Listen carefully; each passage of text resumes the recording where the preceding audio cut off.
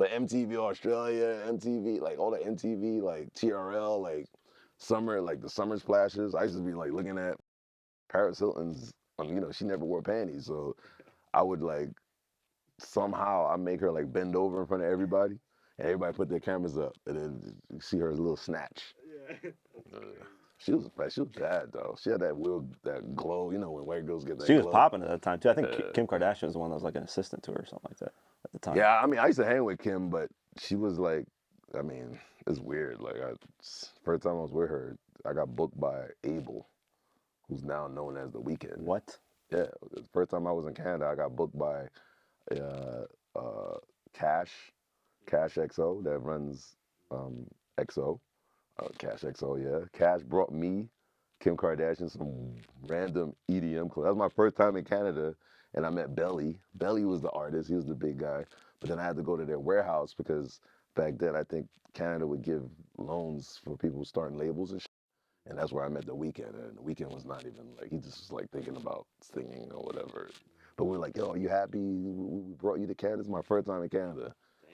That's why a lot of relationships I have is like organically like super beginnings. Like if you see all my old interviews, nobody got jewelry, horrible clothes. I had whack gear too. Like me and Drake, we were like two dickheads.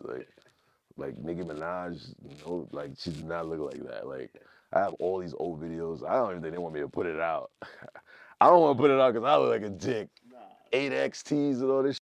That's classic footage though. That's awesome. Yeah, it's like, but I'm saving it like when I do my documentary style like TV show type thing. So a lot of people be thinking I'm capping, and then it's funny. Like they always thought I would cap about the Kanye West. Like I told him that shut the fuck up and do a beat, and then he got mad. He drove off, flipped the car, and then we did Through the Wire and all that. So I've been telling people this for years. My boy found the tape in those weird cameras that pop out, and then he just he was converting a tape. And he just called me out of nowhere. I don't know what's going on, but I hear your voice, and then I see Kanye like talking about what he's gonna do in the next 10 years or some shit. And this was like 10 years, like almost like 15 years ago. And then he says everything in this like video. Like I'm only gonna do beats for Jay-Z. Everybody's gonna be on my dick for fashion. Like he said everything, and he's doing that now. But I've been telling people this for years, and in the video they found it. Now you go online and see it's before the wire. Who Kid Kanye? Alright, so I'm chilling here with my dog, Whoo Kid, and I got my dog 3H over here. You gotta give 3H a plug, man. Woo-wee. Hey guys. It's like I think true talent is just born. Like you can't plan it. You can't put it in a machine. You can't make it. You can't pay for it. Because if you could pay for it, especially now, there's like so many like rich people, so much billionaires and millionaires. You can't pay to be a hot muff.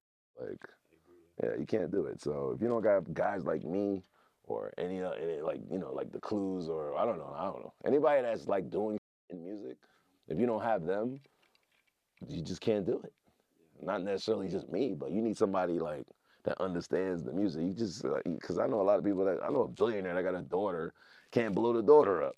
There's certain things I can't do. I can't help everybody, you know what I'm saying? But when you have 200-300 people that's under my belt that has something to do with me, whether it's music or interaction or whatever, I mean, that's what they were trying to get. But some things you just can't buy. And some things I can't help. No, I mean, yeah, it's the talent at the end of the day. You can put as much money as you want behind it, but it's the talent. But you definitely need money in this, like, they always talk about this. If you don't have like a machine, even like I said before, like Russell Simmons, he got an investor. We all know what investor that is, but you need somebody with money that don't care, and there's no price to creativity. Like you can't put a price on that. You can't be like, I got 50 G's. This is Rakim. I'm gonna blow up Rakim. No, you need to have like unlimited money, and then Rakim becomes this ultimate legend. Sometimes, but back then, Rakim didn't need that.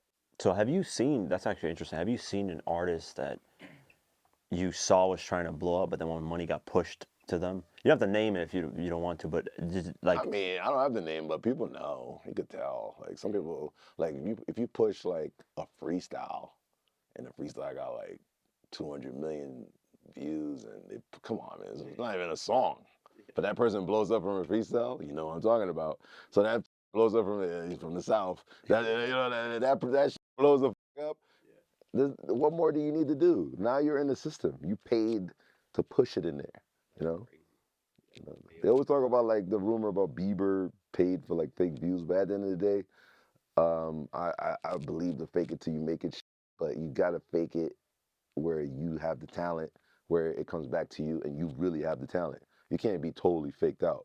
If you want to see this full interview without having to wait, you can join our YouTube memberships program for just $8 a month. You get the full interview, behind the scenes footage, and no ads. If you want more, you can join our Patreon at patreon.com/diverse mentality. And for $10 a month, you can not only get these full interviews immediately, but also get uncut and ad-free documentaries as well. The link is in the description for both.